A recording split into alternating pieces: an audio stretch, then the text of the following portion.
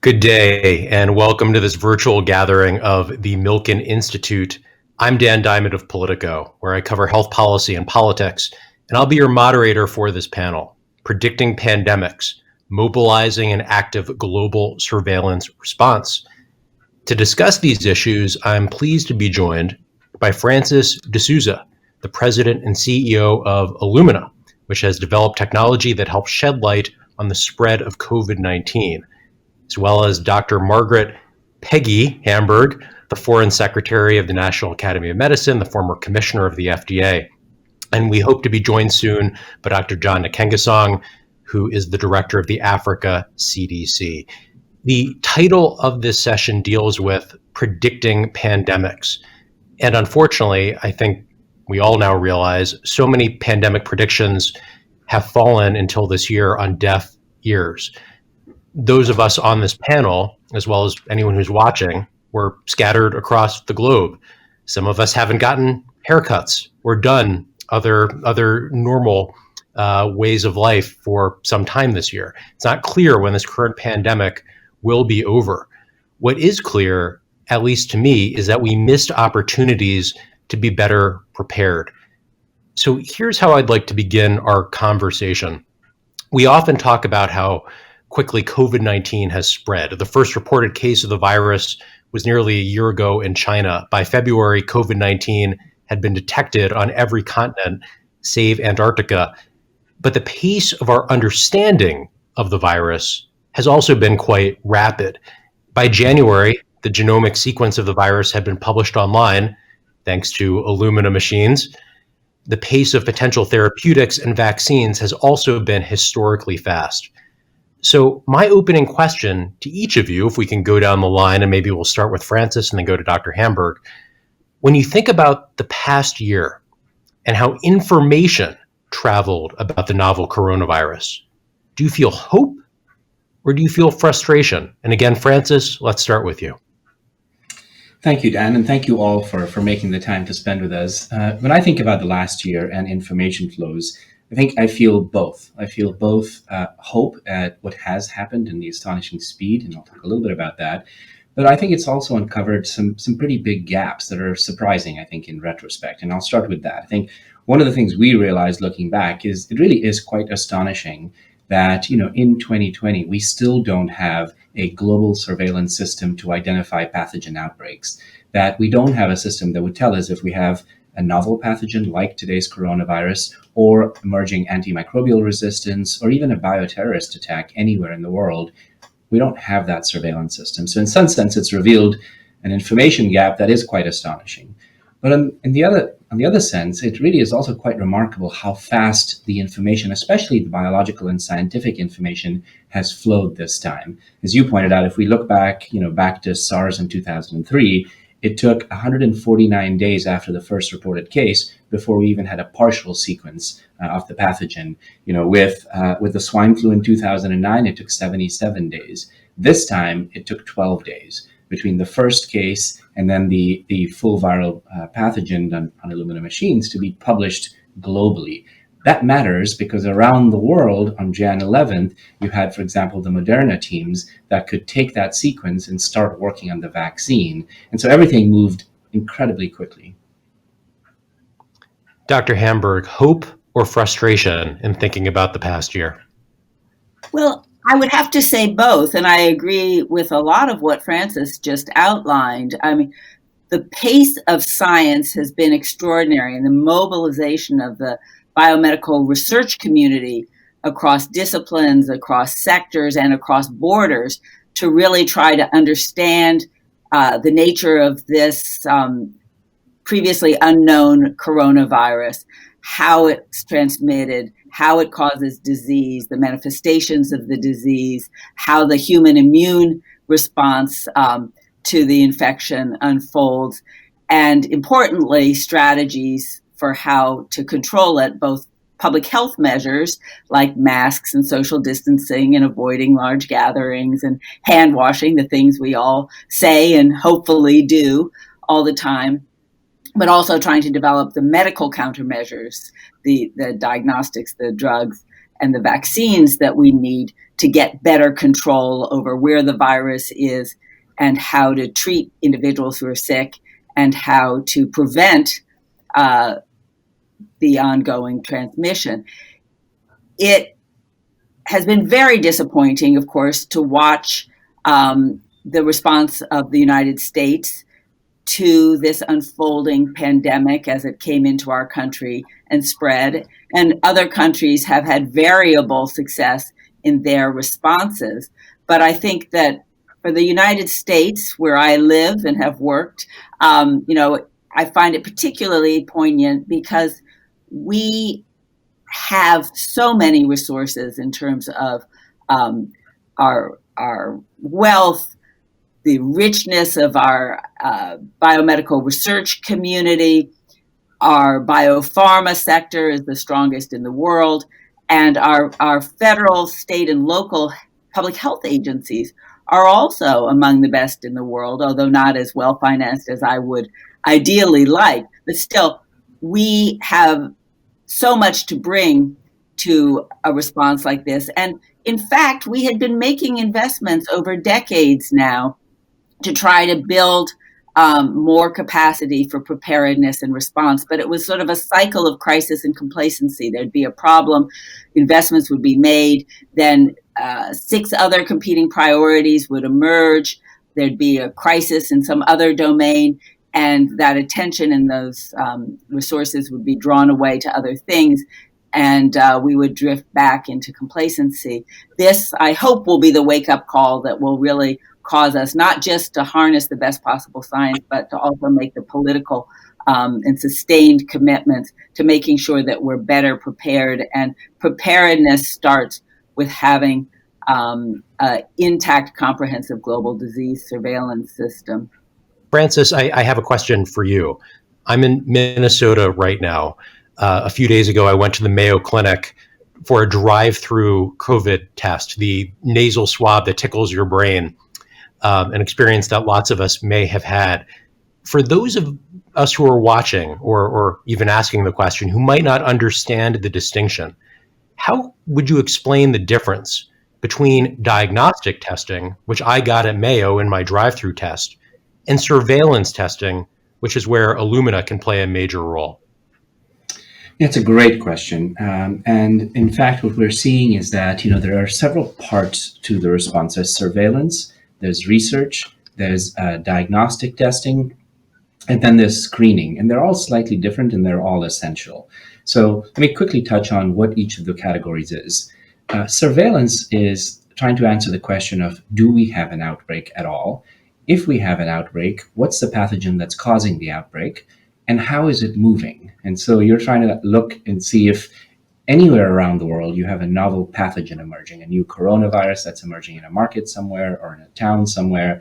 And if you see a pathogen, you're trying to map it to, have we seen this pathogen before or is it new? Again, this could be the coronavirus. This could be antimicrobial resistance because a pathogen has mutated beyond the drugs we have. It could be a bioterrorist attack. So you're trying to identify, what do we have? What's the pathogen that's causing this outbreak? And then you're also trying to understand, how is this pathogen moving? So as you look at a community, what surveillance tells you in a community is the outbreaks we have in our community, are they coming mostly from outside our community? So is it because people are traveling in? Or do we have local transmission happening? So transmission within the community itself. That information is very important from a policy perspective, because early in an outbreak, if you have most of your outbreaks coming from the outside, you would make policy decisions like, let's shut down the borders so that we don't have people coming into our community and bringing the pathogen into our community. So surveillance tells you, do we have an outbreak? Have we seen this pathogen before? How is it moving within our environment? And how is the pathogen mutating so that our tests, our therapies, our vaccines, are they still effective? Diagnostic testing is different. Diagnostic testing says we have a person who is symptomatic. So they have symptoms, in this case, flu-like symptoms, potentially loss of smell, loss of taste. The question the diagnostic test is trying to get to is, does this person have this disease? So it's a yes-no answer with very little information necessarily about the pathogen. Screening is about healthy people. You're trying to put people back to school, back to work, and you want to make sure that the people coming into that community are healthy. And so you want to take large numbers of healthy people, put them through a screen, and then have them go back into the community. So that's, screening. And then research is, you want to research the people that are sick, the people that are, that could get sick, and you want to try and identify, why do some people get very sick? Why do some people have barely any symptoms at all? Where are the best places to identify targets for therapies? What kind of vaccines should we build? In some cases, you use, research on the virus itself, the viral genome, to inform the vaccines you build. And so it's clear that there is a need for all of the above, for surveillance, for diagnostic testing, the yes, no, do you have COVID or not, for screening, you have a healthy population, let's get them back to school, back to work, and then for research as well. I remember how Trevor Bedford, the Washington State scientist, used sequencing earlier this year, I believe it was Illumina sequencing, to reveal how COVID-19 spread in the Seattle area. From your perspective, Francis, what have been the biggest insights revealed by sequencing and COVID-19? Yeah, so let me start by saying, Trevor Bedford really is sort of one of the heroes of how things have played out over the last year. So for everyone listening on the call, Trevor Bedford is a researcher at the Fred Hutch in Seattle, and Trevor and his team, Jay Shanduri's lab, were working on the Seattle Flu Project funded by the Gates Foundation. And so they have been working now for a while on this project to identify how flu spreads through Seattle. Now, serendipitously, they were working on that because they were able to then look back on the samples they had and try and see, well, did we have coronavirus? And they started doing this in sort of the January, February timeframe, and they were able to identify some of the first instances of coronavirus in the US, and they started sequencing the virus to try and identify the different strains and the different transmission paths that were happening in Seattle. And so they were able to point out, where the transmissions were coming from. They were able to point out when we started to have local community transmission, and so hugely insightful data coming out of Trevor Bedford's lab. What's amazing, though, is that's how we discovered the first cases of coronavirus in the US, completely accidentally by a team that was working on something else. And it highlighted this big gap we have that can't be the way we find out if we have, a pathogen outbreak happening, well, in the US or anywhere in the world. We actually need to be much more proactive than that. We need a proactive surveillance network to watch for this happening anywhere in the world. This pathogen was active in the US in periods that are measured in weeks and months before we knew that we had this outbreak. And that's frankly unacceptable given what we can do today. So, Dr. Hamburg, Francis is mentioning a point that you brought up about failures of surveillance and frankly being behind the ball on detecting and responding to this pandemic in the States. I'm curious, given that you led FDA, you've held multiple roles that involved global collaboration to fight public health threats. When you look back at the government response to COVID-19, globally as well as in the States, what are the surveillance failures that you see, and how well have we moved to correct them this year? Well, sadly, I think that the failures have been multiple and compounded, but one of the very important failures was early on what was just noted by Francis, that we moved very slowly to detect the presence of the virus in our communities and to mount an appropriate targeted public health response. Early detection is absolutely critical in responding to emerging infectious disease threat. You want to detect it as soon as you can and as close to the source as you can. Now, of course, looking at this as a global pandemic, obviously, first attention should have been really on China, where the disease first emerged. And I think in our country, we were slow to really learn the lessons, watching what happened in China. And then as the virus marched across Europe, somehow thinking that perhaps it would burn out before it got to our shores, or we would only have a limited number of cases that could be easily contained. So we didn't appreciate the magnitude and urgency of the problem before us. We were delayed in getting our testing systems up to really be able to track and map out the response. And we didn't have a clear national plan that laid out the issues that needed to be addressed, importantly, including a plan for testing, but so much more. So, I think you just have to look at some of the other countries. South Korea is the prime example, because we both, South Korea and the United States, got our first cases within 24 hours of each other, but they mobilized rapidly with national leadership laying out their plan. They had massive testing up and going very, very quickly. And that testing, importantly, was married to the appropriate public health measures of case identification, isolation, and appropriate medical care, but then also contact tracing and quarantine of people who had been potentially exposed. So we really have fallen way behind in implementing all those critical elements of response. And sadly, we remain behind even at this stage in the unfolding pandemic. You served as regulator at FDA, where you would have regulated tests coming from a company like Illumina. Illumina did get emergency authorization this summer for COVID-19 related tests. I'm curious, Dr. Hamburg, what question you might have for Francis on how his company can play a role or not in this sort of global response.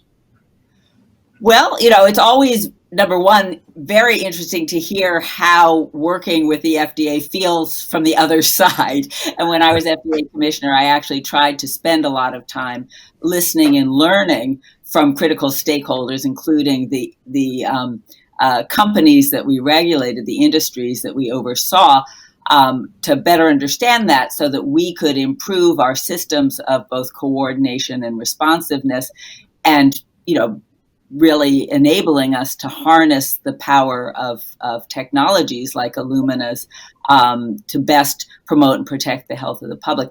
I would say, before I ask that question, that one of the things, obviously CDC was unfortunately slow in developing and disseminating their diagnostic test, which was really being developed for surveillance purposes. There were issues with the development of the test and with contamination of the test kits that were being sent out to state public health labs.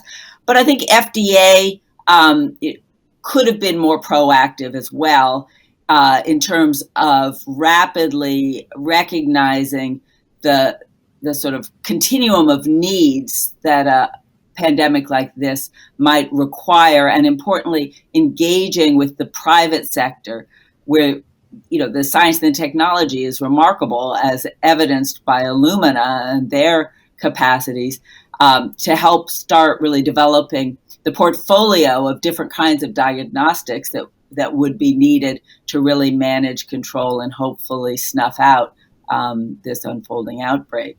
So Francis, how did it feel working with the FDA?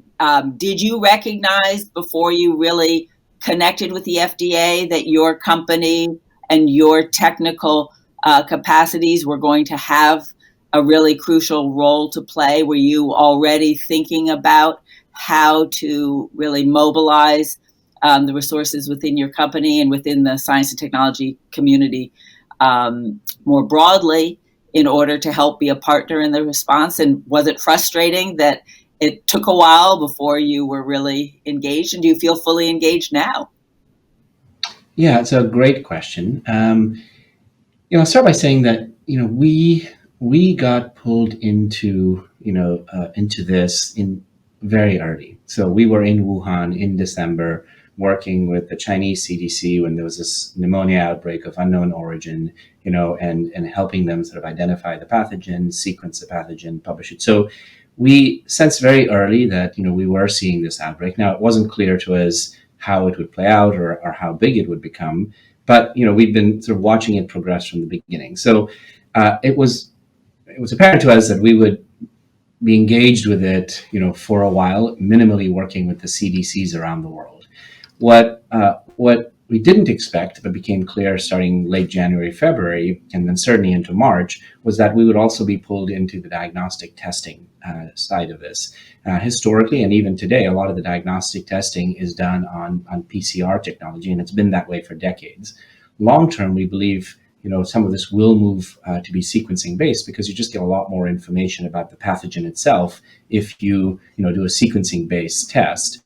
But what happened was we started to see the demand for PCR testing skyrocket, and so a lot of labs started to think about, well, wait a minute, I just don't have access to enough supply, and so they turned to us to say, we need sequencing based diagnostic testing. And so we started to ramp up, and we went from designing the product to having a product that was cleared by the FDA in something like 60 days. And that's unprecedented. Usually that's something you measure in years maybe before you get a product that you then take to be cleared. And so we had very strong engagement from the FDA, including directly with the commissioner from very early on. So I feel really happy with the level of engagement. I feel happy with the pace at which we moved through the FDA. And we still have that level of engagement. So, in terms of diagnostic testing, in terms of, putting together products for screening of healthy populations, we're deeply engaged with the FDA on those discussions. One of the things I will highlight, though, and it's really important, is that the FDA not only plays an essential role, for the safety of the citizens here in the U.S., but the FDA is looked at, and the CDC too, by communities around the world. And so that emergency use authorization we got for our COVID-Seq product here in the US was critical. And in fact, some of the first implementations we had were outside the US. So for example, it was deployed almost immediately in New Delhi to monitor the outbreak happening in India. And so it's really important that we remember that the credibility and the respect for the FDA and the CDC, are global, and that we as a community need to do everything we can to make sure that we reinforce that, because people's lives around the world do hinge on how the FDA and the CDC operate. Well, I certainly appreciate your mentioning that, because this has been a time when some of the most outstanding public health agencies in the world, the CDC and the FDA, have been under intense scrutiny and criticism. It comes in the context of broader issues around, sort of the denigration of science and scientific evidence, but also of these really vital and unique public health agencies that have such deep and broad expertise, and scientists of truly extraordinary experience, and they are working around the world to make a difference, and they're working in this country every day and during a crisis like this one to protect and promote the health of the American people and beyond. And viewers can look at Politico.com for articles about those political pressures, which are unprecedented and creating new challenges for the response. Since we have Dr. Nkengasong back, I'd like to try and bring him back into the conversation too, especially as we talk about the role of regulators and his role as a leader in Africa and working to mobilize public health response there. Dr. Nkengasong, I was watching an interview with you earlier this year where you said that at the time, no country in Africa, I believe it was as of January, had the capacity for diagnostics for COVID-19, which you've since worked to address. But that made me curious, if the next Ebola or COVID-19 emerged in Africa, how confident are you that your member states would be able to rapidly detect and respond to it? I think it's fair to say that we are stronger today than we were in January when this pandemic started, in terms of ability to detect. I think when we started, where the narrative is that there were two laboratories or two countries in Africa that had the capacity to detect COVID-19. But the reality is that in January, there was none. Absolutely none.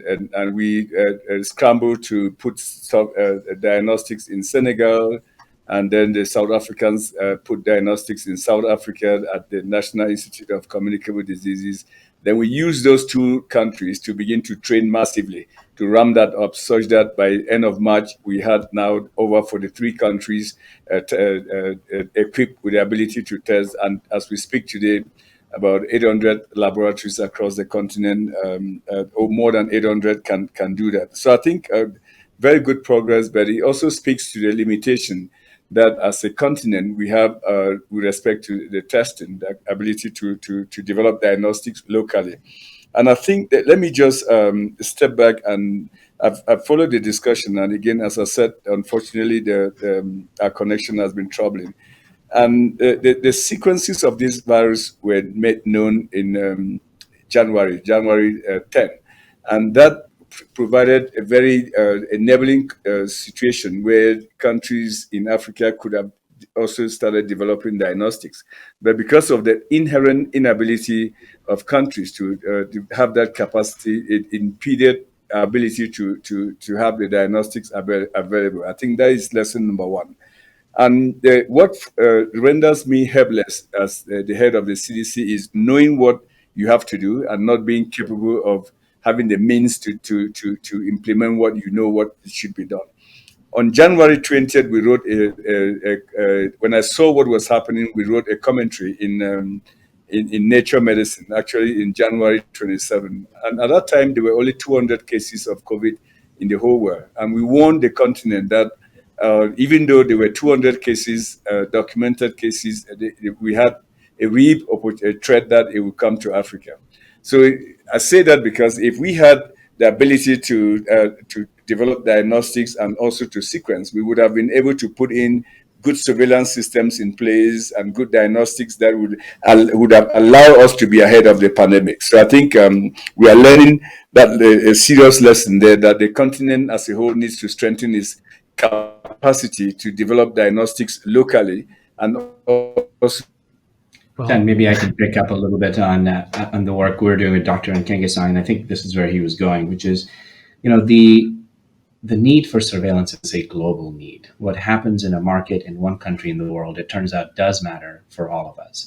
And so, when we talk about putting together the surveillance network, it's essential that it's global. We have been partnered at Illumina with the African CDC to bring surveillance capacity into Africa. And so we've, in a couple of ways. One, we've donated sequencers and consumables earlier in the pandemic to 10 countries around Africa. In many of those countries, it was the first time there was sequencing capability in that country at all. And then earlier this week, and Dr. Nkenge-Song touched on this, we announced with the African CDC and the Bill and Melinda Gates Foundation the launching of an African pathogen initiative. And so what that does, it's $100 million over 4 years with participation from 20 countries in Africa to put genomic surveillance capacity into those countries. And so we're donating sequencers and consumables. And that's essential, that again, we need to be watching for these outbreaks everywhere around the world. And as you heard, the earlier we're able to act, the better for all of us. And so, this partnership with the African CDC is essential for global security. Yeah, so the Africa Pathogen Genomics Initiative, I think, was announced only a few days ago. And to your point, Francis, intended to boost access to sequencing across Africa. I'm curious, is this a gap that you see if you're looking across the globe and there are similar gaps in parts of Asia and South America, or is Africa an outlier, or was it an outlier until this initiative was launched? It's a really great question.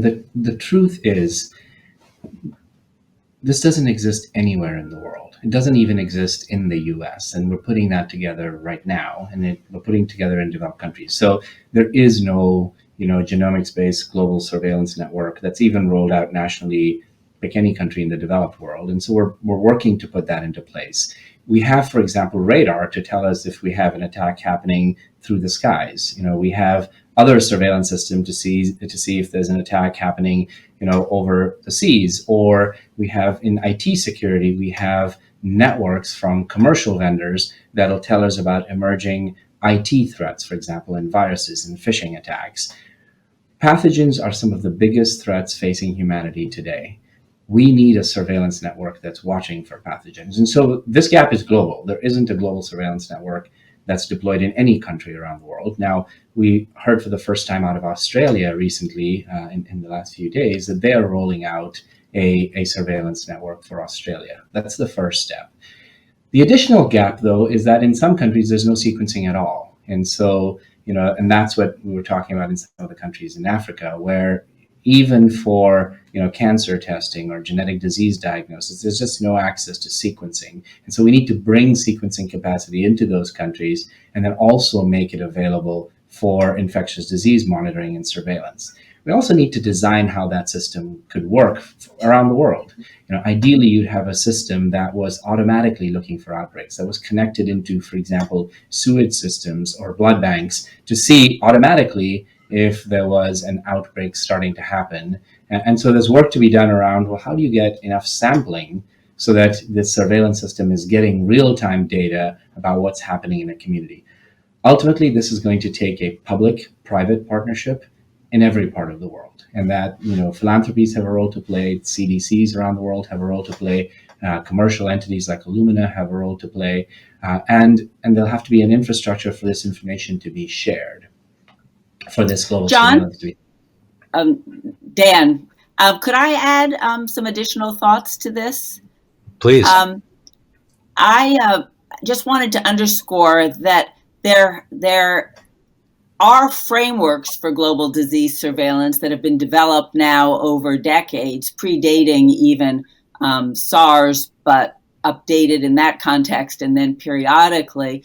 But they have never been fully funded. The public health capacity needed has not been developed in really all countries, including the United States, to the level that's needed. And importantly, advances in science and technology, like the capabilities that Illumina brings in terms of gene sequencing, have not been integrated into these systems.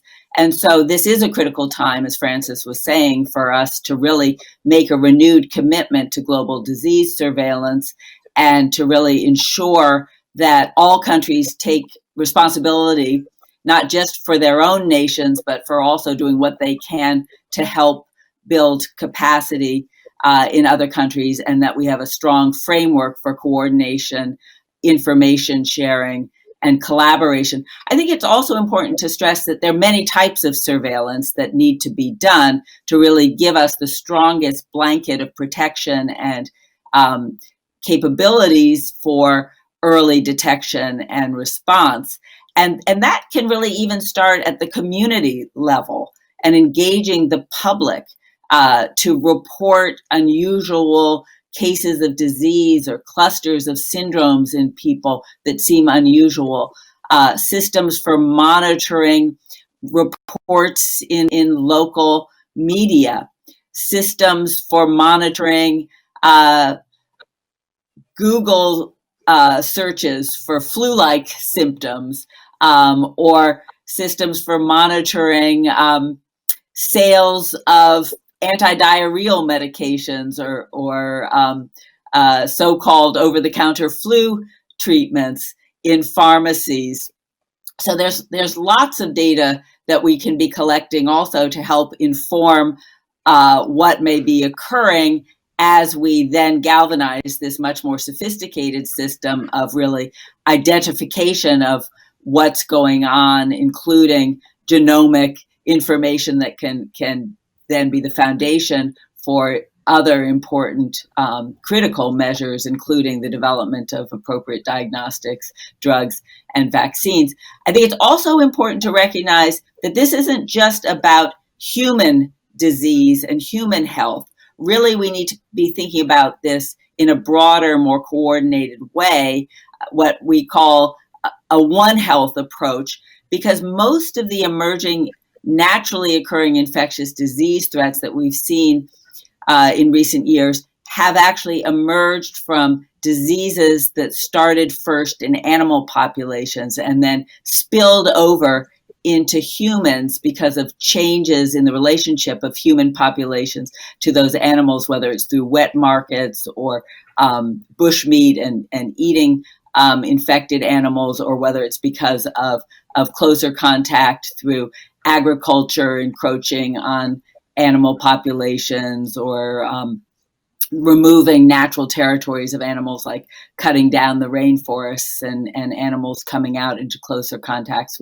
with human populations. So we need to be also thinking about these so-called zoonotic diseases, and making sure that surveillance systems within the animal health community are robust and effective, and that those are linked to human health surveillance system, so that we can get the full picture that we need to better prevent epidemics, and certainly to better detect them rapidly for the best mobilization of response. So, Dr. Hamburg, if we're thinking about global response, President Trump has pulled back from the World Health Organization and other global collaborations. Relations between the United States and some of our traditional allies are, frankly, not great these days. For full disclosure, you worked for President Obama as his FDA commissioner, but how much harm do you see to global disease surveillance efforts if President Trump wins again next month? Well, I am concerned about what's happening on the global stage. It concerns me across a whole range of important challenges where we need to work together to find the best and most lasting solutions.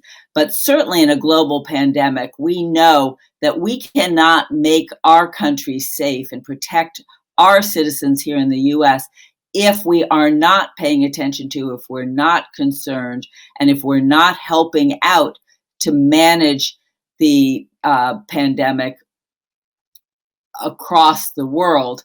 And WHO certainly has its issues, including the fact that it has historically been dramatically under-resourced to do its job.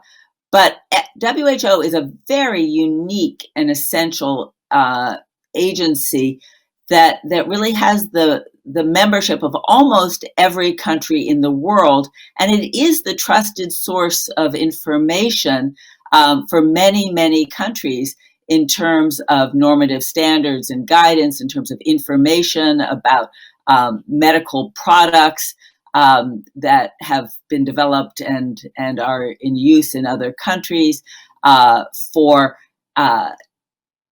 outbreak response, and certainly for disease surveillance. It has been the focal point for a long time and plays this very important role. So in the midst of a global pandemic, it clearly was not the time to destabilize WHO and withdraw funding. But more importantly, we need to work with WHO and with other countries around the world in a coordinated way to address what is a common problem, and where the only lasting solutions will be ones that reflect that global perspective and commitment.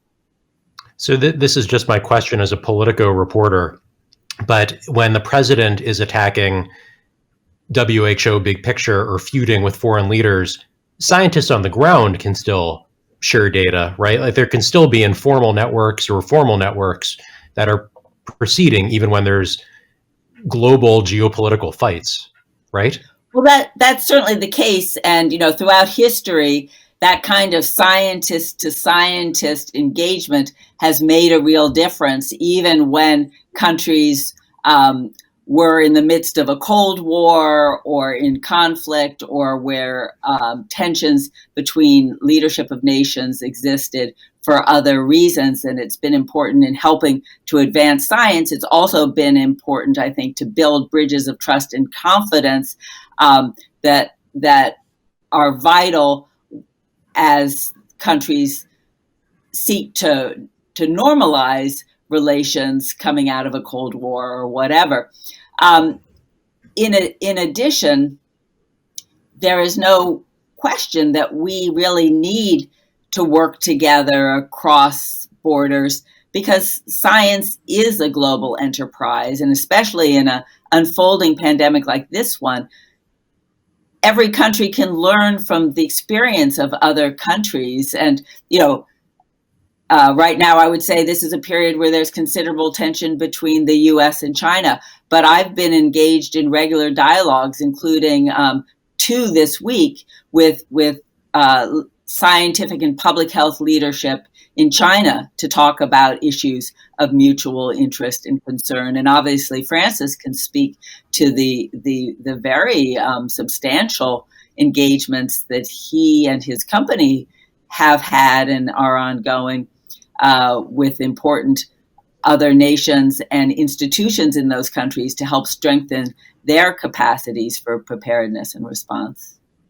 That's a really good point, Dr. Hamburg. I mean, Dan, you're absolutely right. What's happening is that the scientists are collaborating, sort of behind the scenes, under all the political tension, and you're seeing that in terms of the amount of data being published. Even today, there are terrific open source tools like GISAID, for example, where scientists and clinicians around the world are uploading the viral genome that they sequence. And that's immensely helpful for the global community in a number of ways. One, to understand how the virus is mutating, so we can think about whether our diagnostics, therapies, vaccines are still going to work. It also helps us track the geographic transmission, of this virus.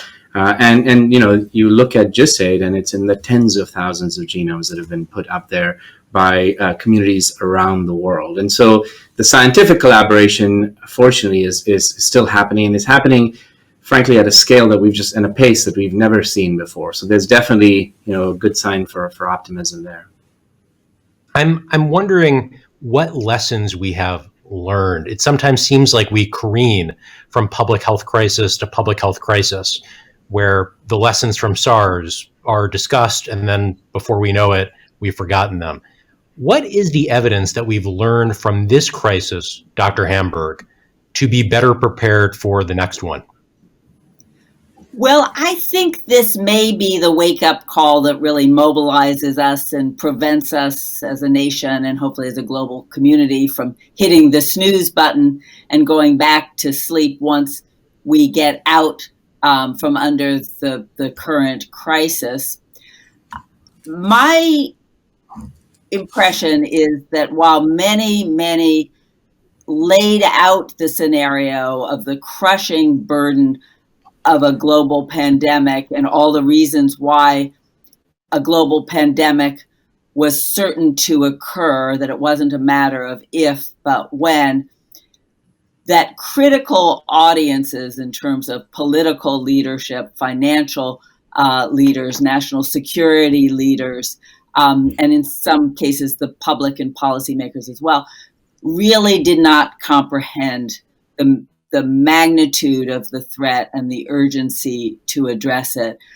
We had smaller outbreaks, which caused concern, but we have never experienced in our lifetimes, not since the 1918 so-called Spanish flu, the kind of global pandemic that we're in the midst of, the numbers, the relentless march of the disease bringing with it both serious illness and death, but also fear and social disruption, the impacts on the economy and future economic productivity, and certainly the concerns around national and international security, as well as the undermining of confidence in critical institutions, including political leadership and important organizations.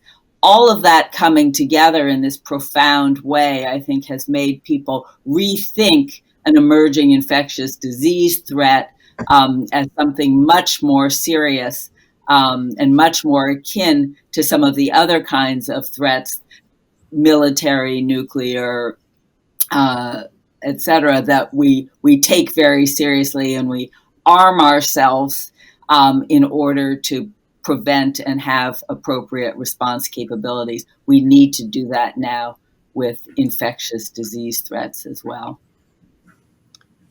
Francis, have we learned our lessons? I really hope so. And I hope there are a few things we take away. As you heard from Dr. Hamburg, I think one thing we've got to walk away from this is an understanding that pathogens represent some of the biggest threats that humanity faces today, from a health perspective, from an economic perspective. And so it is time that we focus on it and put the resources at it that are necessary. We have the tools today to be much better at combating pandemics, fortunately, than we ever have been.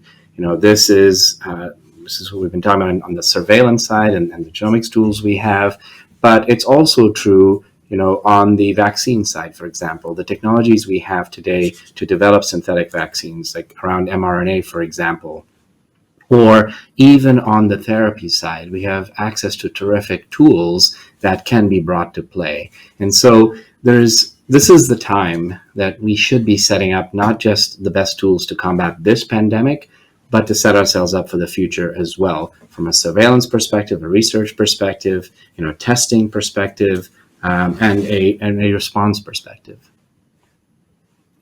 So I have one last question, but before I get to that, I just want to repeat some of what I think I've learned today, that the response for as failed as it has been, chronicled by media outlets, and as Dr. Hamburg has pointed out several times, the failures that we had in detection and response, at the same time, the amount of information that was shared and the public access to genomic data, that is inspiring and a moment of optimism.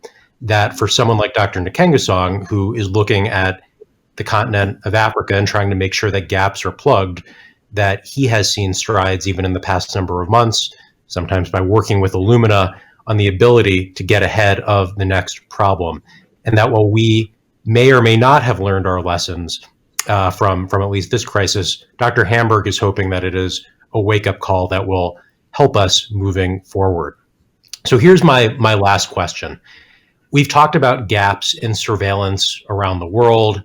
Sometimes it's from lack of funding. Sometimes it's lack of political will or organization.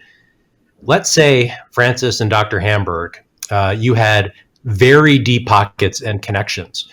Hypothetically, we'll call you Michael Milken, and we'll pretend that you have the resources of an institute at your disposal. What is the one gap in disease surveillance that you would work to plug? Francis, why don't we start with you? Yeah, if hypothetically I had access to those kinds of capabilities, I would convene a public-private partnership to create a sustainable model for this surveillance network.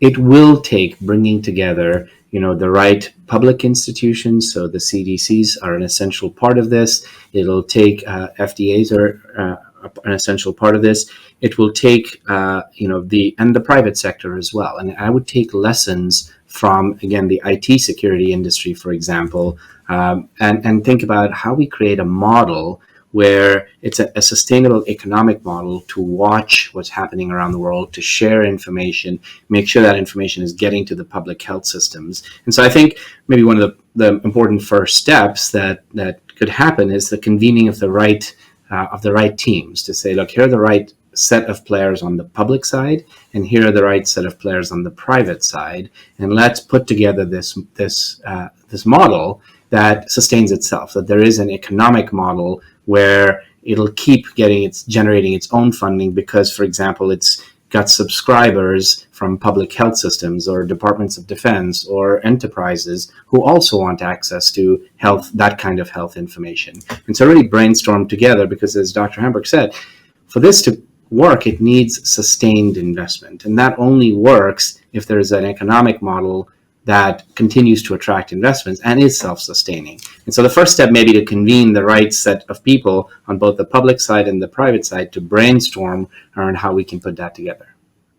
Public-private partnership. Dr. Hamburg, your focus in 90 seconds, where you would put all your resources. Well, I would endorse what Francis said about the need for collaboration and really a public-private partnership. We also need to ensure that we are developing a system that is really multifaceted, that it really cuts across sectors and disciplines, that it engages all nations, that it is committed to defining the sort of set of critical needs, both minimum standards for disease surveillance capacity and more aspirational goals for nations of the world and regions of the world, and that there's a commitment to helping to build that capacity from this collaborative effort.